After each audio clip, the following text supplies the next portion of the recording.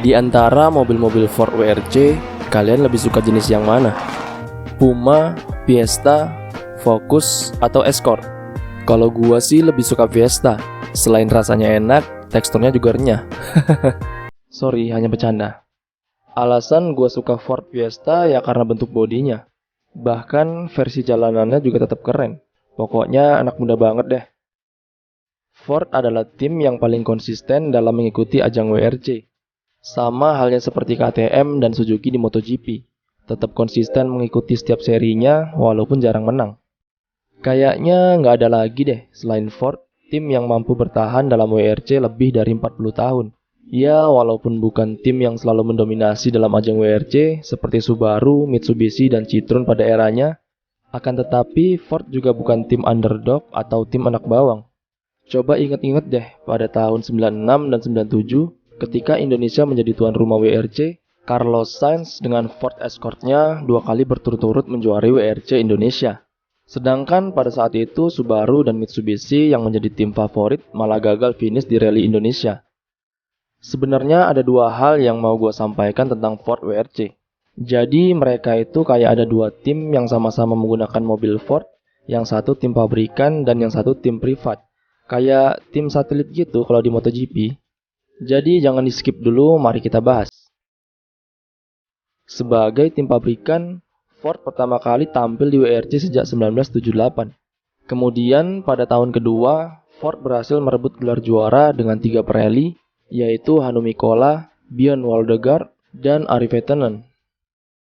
Antara tahun 1980 sampai tahun 1985, Ford memilih absen sebagai tim pabrikan, namun tetap memberikan dukungan teknis kepada tim pelanggan. Prestasi terbaiknya ialah ketika merebut gelar juara dunia Pirelli pada tahun 1981 di tangan Ari Vatanen.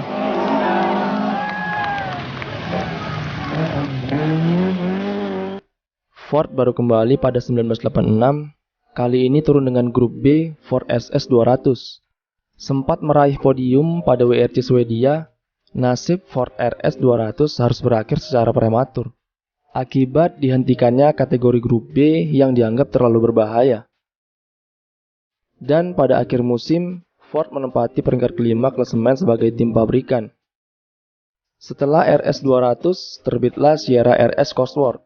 Yang mulai berlaga pada tahun 1987, Sierra RS Cosworth berhasil mempersembahkan posisi runner-up pabrikan musim 1988. Akan tetapi, aksi Ford pada tahun-tahun berikutnya bisa dibilang setengah hati. Tahun 1990, Ford mengganti Sierra RS Cosworth 3 pintu dengan model sedan. Aksi bersama Sierra juga bisa disebut kurang menggembirakan. Musim 1993, Ford menerjunkan mobil baru, Escort RS Cosworth. Inilah mobil rally Ford yang lekat di bayangan generasi 10 pada masa mudanya. Penampilannya agresif, lengkap berikut sayap belakang raksasa. Di musim ini, Francois Delacour merebut 3 kemenangan, serta Mickey Bison meraih 1 kemenangan, dan Ford berhasil menjadi runner-up pabrikan pada tahun 1993.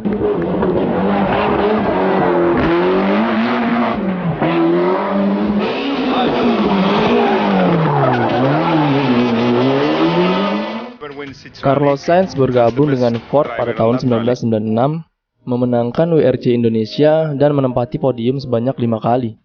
Musim 1996 menjadi aksi terakhir mobil rally grup A. Karena mulai 1997, WRC menggunakan regulasi baru berganti nama menjadi World Rally Car. Sambil menunggu mobil baru WRC, FIA memberikan dispensasi bagi Ford untuk mengubah Escort Cosworth RS menjadi Escort WRC untuk musim 1997.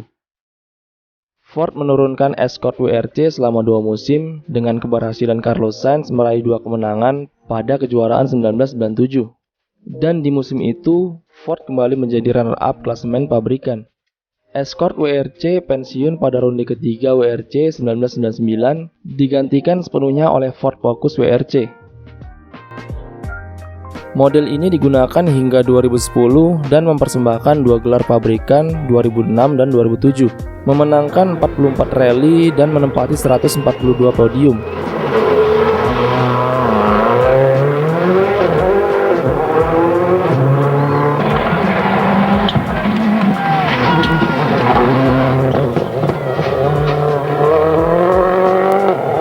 Tahun 2011, Fiesta RS WRC tampil menggantikan Focus. Regulasi WRC pun berubah dengan berbasis kategori Super 2000 dan dimensi juga mengecil dengan dihilangkannya batas minimum panjang 4 meter.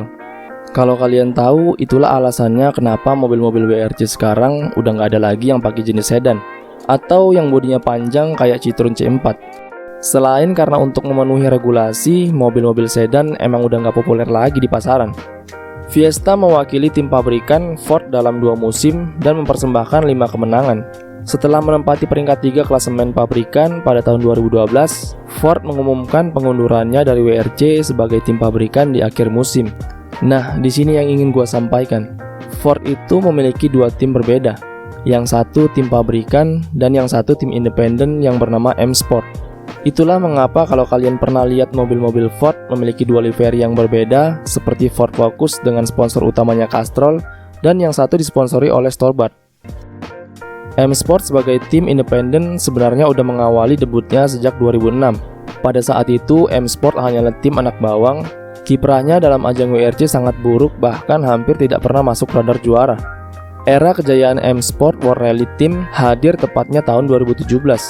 Lewat tangan dingin Sebastian Ogier mampu membuat tim ini sangat disegani.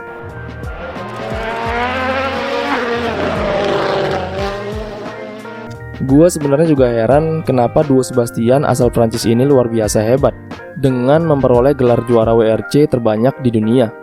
Dan di lain waktu, gua juga pasti akan bahas dominasi Sebastian Ogier dan Sebastian Loeb di WRC.